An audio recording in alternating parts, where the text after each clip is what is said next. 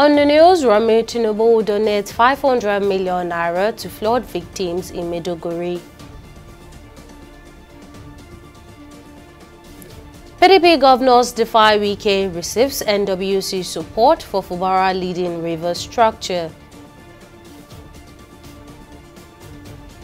And EFCC attempts to arrest Yahya Bello at Kogi Governor's Lodge.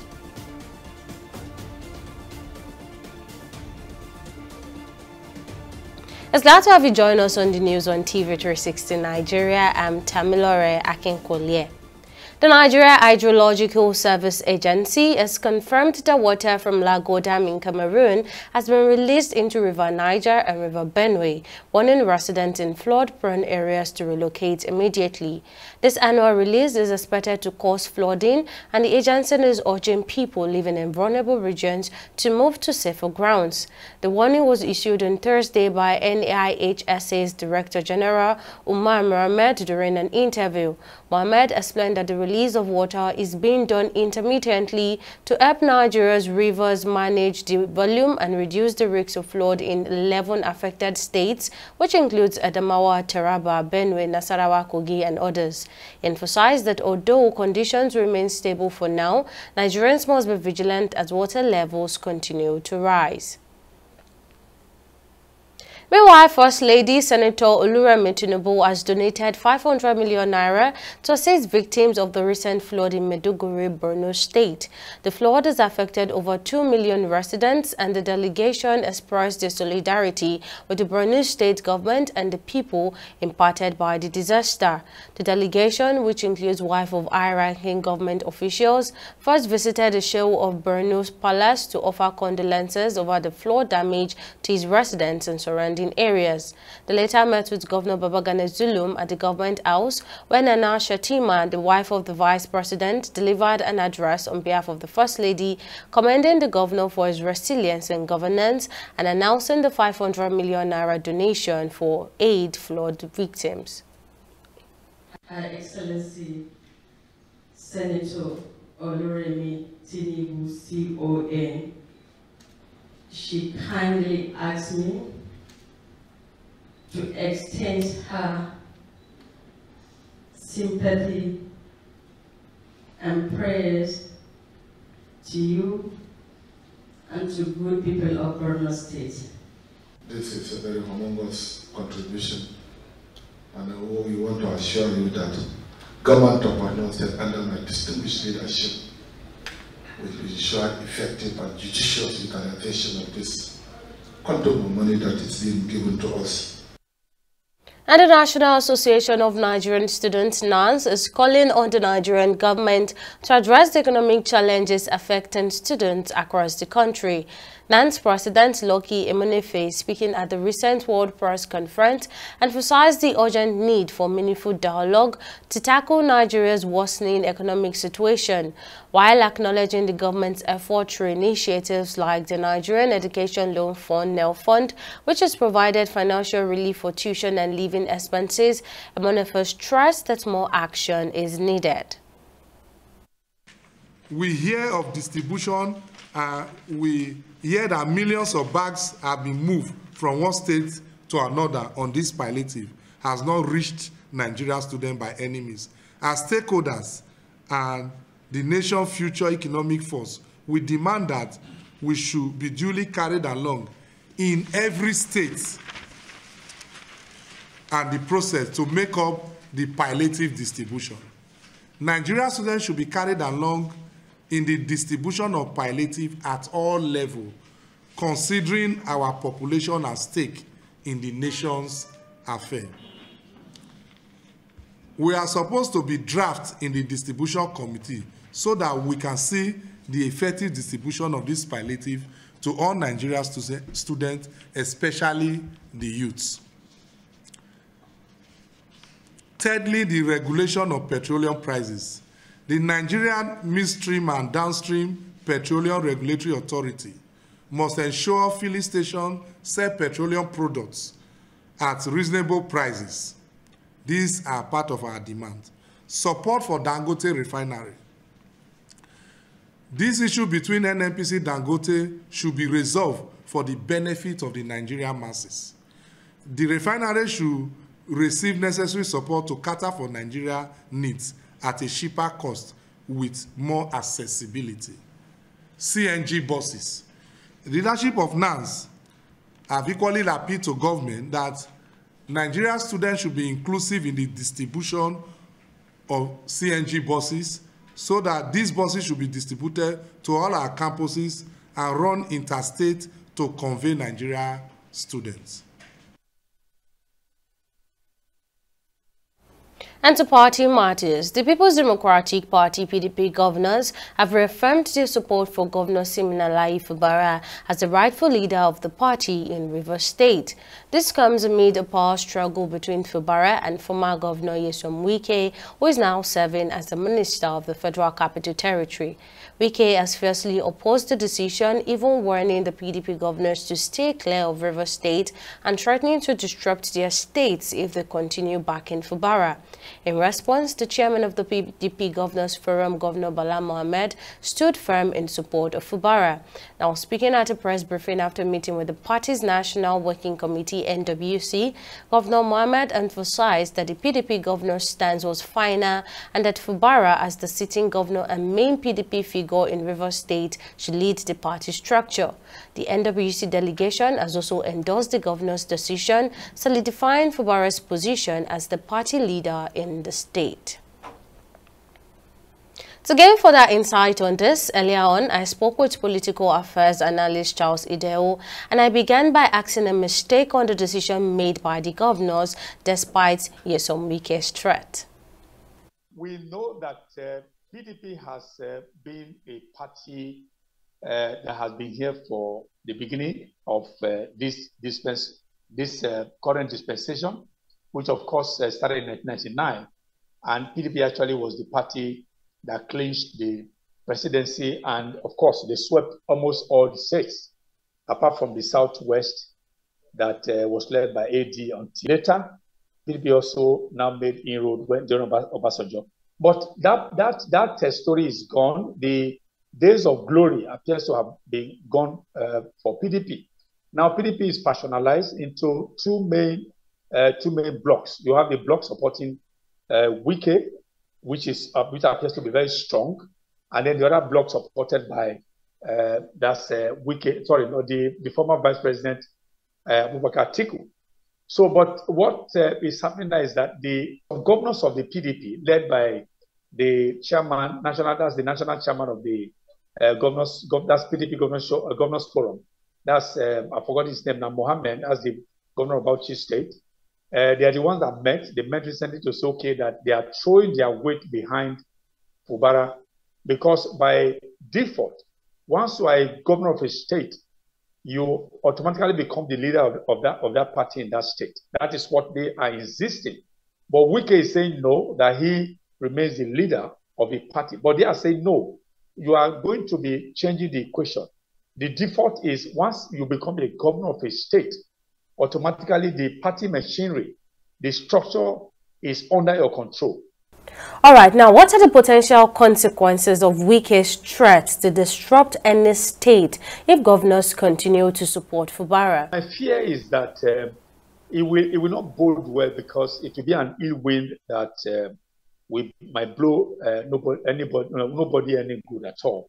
But why the federal government is still allowing Wike to be where he is, that's what beats me. Because if it had been somebody else that is issuing such threats, by now I'm sure that the APC government would have picked that person up, because you can't be threatening other state government that you're going to be causing mayhem, causing violence in their respective states, and then he's allowed to remain on his seat. So the consequences, I think the consequences are very dire, because Wike, if he carries out his threat, it means that he's going to be causing chaos in those other states, because they are supporting Fubara. But again, I think the other states, they have the muscle, the financial muscle. They also have, maybe they might match Wike, toggery for toggery, violence for violence when they go. But again, as I said, it may not bode well for all of us as we're going to build our democracy in Nigeria. Well, lastly, before I let you go, now, what strategies could the PDP employ to reconcile Wike and Fubara without losing face or alienating either faction? The way it is now, the discord between Wike and Fubara remains intractable. So it seems, I don't think anybody will be able to reconcile them. But the reason why I said so is that the national APC at the national level, they're interested in taking over the structure of Rivers State. Both in the short and the long run, they want to take over Rivers State to become an APC state, which is why you see that the president appears tacitly supporting Wike. Okay, so if you have such a situation where a city president appears to be tacitly supporting Wike, who ought to have allowed Fubara to breed, then it means that it will be difficult to reconcile them. And that was political affairs analyst Charles Idao speaking on the ongoing political crisis in Rivers State. Meanwhile, on Wednesday night, officials of the Economic and Financial Crimes Commission, EFCC, attempted to arrest former Kogi State Governor Yahaya Bello at the Kogi State Governor's Lodge in Asokoro, Abuja. However, the arrest was met with resistance from security operatives stationed at the lodge, leading to an exchange of gunfire. The area was quickly cordoned off, with movement restricted to EFCC operatives and other security personnel. Now, confirmed reports suggest that Bello has since left the lodge with the current Kogi State Governor Ahmed Ododo. Normalcy has returned to the area following the tense altercation. This incident comes after months of allegation that Yahaya Bello laundered 18.2 billion naira. Chief of Defense Staff General Christopher Musa, alongside the Police and Nigeria Security and Civil Defense Corps (NSCDC), has issued a stern warning to those intending to cause disruptions during Saturday's governorship election in Edo State. General Musa, during his visit to troops in Edo, emphasized the importance of a free, fair and credible election, urging security personnel to remain neutral and professional. General Musa made it clear that only statutory security agencies will be allowed to carry arms on election day, warning that no vigilantes or non-state actors should attempt to do so. I don't want to hear anything that it is the armed forces that has caused problem here or the other. No. Our own is to provide that security. No any other agency in the name of vigilante, hunters or what? No. Only the statutory security agencies that are allowed to carry arms and operate on that Saturday. Your commanders will show you and tell you what to do. We are restricting movement, no convoy movement. Everybody should just walk, go and do his election and go back. We want it to be peaceful. Election should not be war. We don't want anybody injured. We don't want anybody killed. But anybody who decides to carry any weapon, whether cutlass, whether rifle, then gun, machete or whatever, in the name of it intimidating any other person, we must get that person arrested. Is that clear? Yes, sir! Concerning Edo election, the police has been arresting people indiscriminately. No. We have our targets and always go for our targets. For those that have been arrested in Edo, they were arrested in connection with the killing of the policeman within the vicinity of the airports in Benin City, where others were injured with bullet shots. We are not going to be partial about it. We remain professional in this election, but we need to get it clear that for those that we have arrested, we don't know where they belong to. Whether they are businessmen, they are restaurant operators, or they belong to any political party. But we went after those who have killed our policeman. Ahead of the summit of the Future Action Days on September 20th and 21st, 2024 at the UN headquarters in New York, a vibrant mural advocating for the inclusion of young persons with disabilities have been unveiled in Abuja. The mural, created by renowned Abuja-based artist Ella Onyebe, is part of a global campaign spearheaded by international development organization Sightsavers. The campaign aims to urge leaders to prioritize disability rights and ensure the inclusion of young people with disabilities in future decisions. There's also another SDG that talks about equal opportunity for all. And I believe when they say all means all, including persons with disability. But how disability confident are our employers? Are the young persons with disability given the chance to compete favorably with peers that do not have disabilities? So we would like to see the SDGs implemented as it should be. The voices of young persons with disability counts.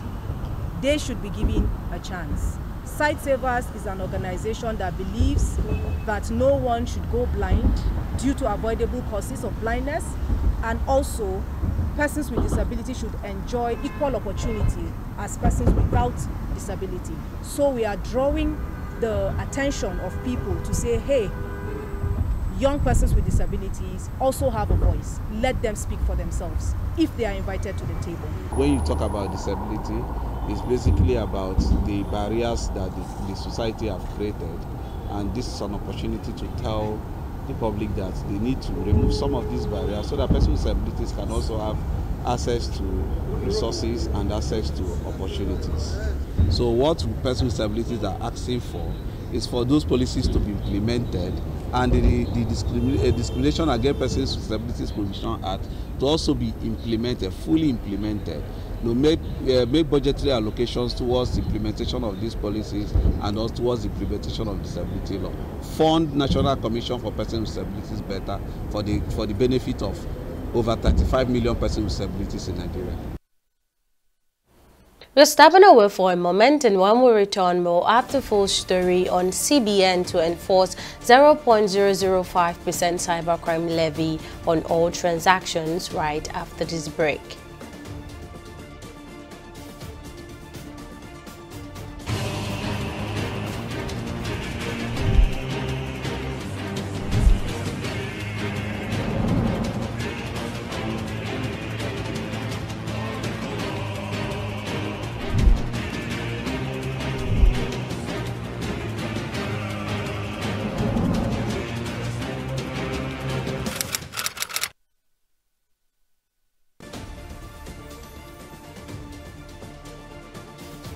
Welcome back. Now a quick recap of our top stories.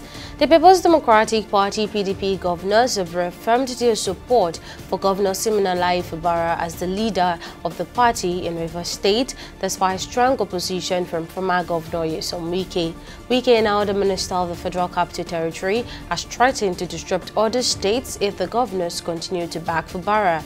In response, PDP's Governors Forum Chairman Governor Bala Mohammed affirmed that Fubara's leadership is final and backed by the National Working Committee delegation, who have endorsed this decision, solidifying Fubara's role as the party leader in Rivers State.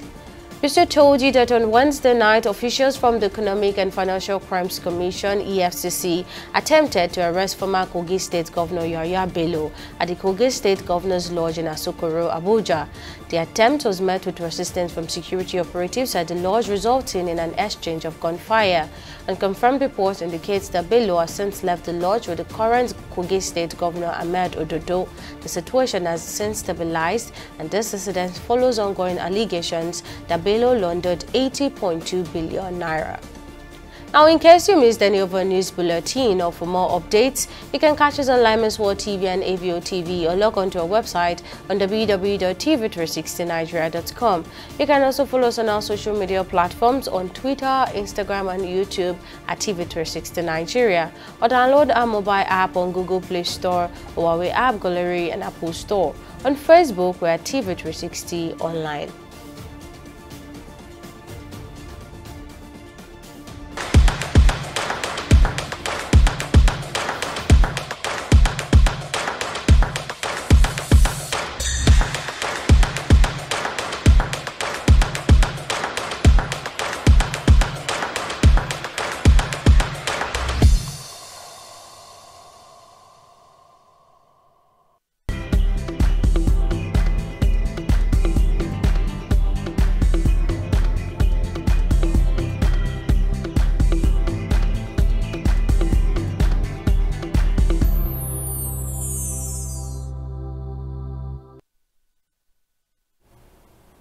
Now it's time for the latest in business news, and Victoria Conde is standing by with all the updates. Over to you, Victoria. Thank you very much, Tammy. Welcome to Business News. Now, the Central Bank of Nigeria has announced the enforcement of a 0.05% levy on all electronic transactions carried out by banks and financial institutions. This move is a part of the CBN's monetary credit, foreign trade and exchange policy guidelines for the fiscal years 2024 to 2025, as outlined in a report published on Tuesday. The levy is in line with the Cybercrime Prohibition Prevention Act of 2015, which mandates the collection of these fees to combat cybercrime and enhance digital security measures. This decision follows the backlash over the previously proposed 0.5% rate introduced by the CBN in May, which sparked widespread debate. In response, the House of Representatives directed the CBN to suspend the implementation of the higher rate. The new 0.005% levy aims to strike a balance by maintaining compliance with the Cybercrime Act while addressing concerns raised by the public and lawmakers. Still on business, Nigeria Breweries PLC has announced a plan to raise 599.1 billion naira through a rights issues on the Nigerian Exchange Limited in an effort to address overdue foreign exchange payables and reduce its local debt burden. This comes after the company posted a loss of 85.3 billion naira after tax in the first half of 2024, attributing the financial downturn to rising inflation, FX costs, operational expenses, and general economic challenges. The rights issues, which commenced on September 2nd and will close on October 11th, offers shareholders the opportunity to purchase 22.607 billion ordinary shares at 50 kobo each, priced at 26 naira 50 kobo per share. Shareholders are entitled to buy 11 new shares for every 5 held as of July 12, 2024. In the face of ongoing economic challenges, NGX acknowledges the commendable efforts of Nigerian Breweries PLC's board and management enhancing operations, promoting business continuity, and restoring investor confidence. Rights issue will really strengthen the balance sheet. Currently, because of the situation in Nigeria and because of the devaluation, we have an FX debt and a Naira debt. Well, with this rights issue, we can fully eliminate the overdue FX debt. So when there is a further devaluation, it will not impact our P&L because of revaluation losses. On the other end, also with what we will get additional, we can lower our Naira debt and therefore also lower the interest expense on our P&L. We'll go on a short break now and be back with stock market reports.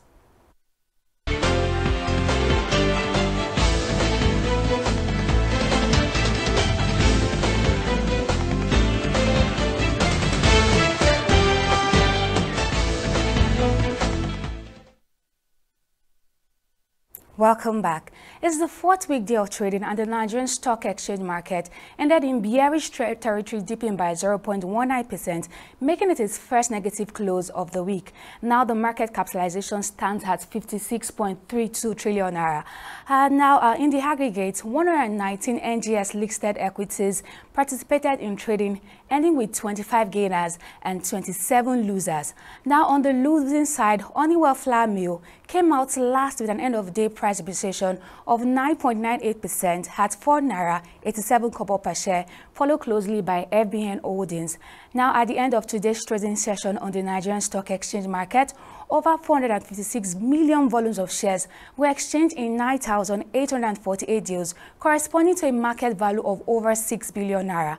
Now, when this is compared with the previous NGX trading day, which is Wednesday, September 18, today's data shows 26% improvement in volume, 14% decline in turnover, but 2% improvement in deals. Now, switching to the global front, reverses the case as all our select equities ended in the bullish territories, that it is all greens. Now, switching over to the foreign exchange market, the Naira traded at 1,665 Naira against the US dollar on the black market, and the British pound is valued at 2,220 Naira on the black market, and Euro stands at 1,835 Naira still on the black market.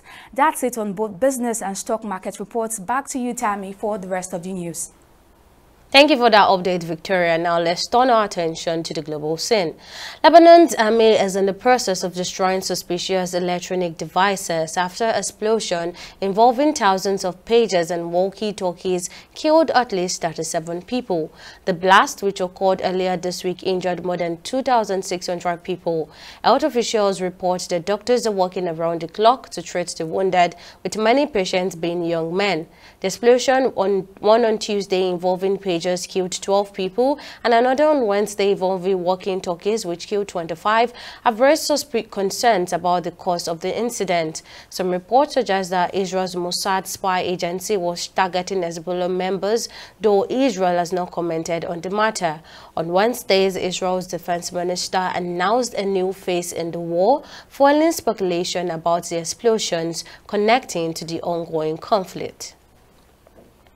Still on the global scene, Israel's police say they have arrested an Israeli citizen allegedly recruited by Iranian intelligence to plot the assassination of top Israeli officials, including Prime Minister Benjamin Netanyahu. According to them, the Israeli citizen, a businessman who lived in Turkey for an extended period, maintained connection with Turkish and Iranian individuals who introduced them by phone to an Iranian businessman.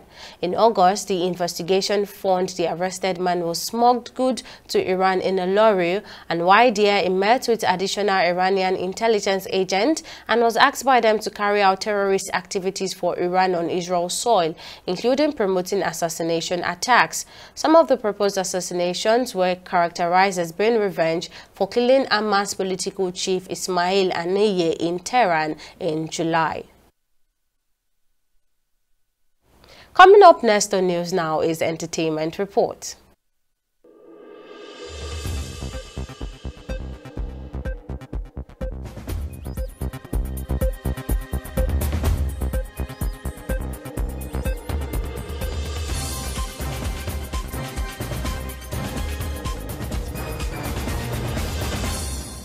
British-Nigerian filmmaker Kamberly Ofili's directorial debut, Shaping Us, has won Best Film African Diaspora at the 2024 Toronto International Nollywood Film Festival. The director's debut movie bagged 10 nominations. Earlier in the year, the film was nominated for 6 categories, including Best Drama, Best Film Nollywood, Best First Film International, and Best Film African Diaspora. Without industry experience, Ofili produced, wrote, directed, and acted in her debut movie, Shaping Us. Speaking on the feat attained, Ofili expressed her passion and gratitude in the filmmaking process.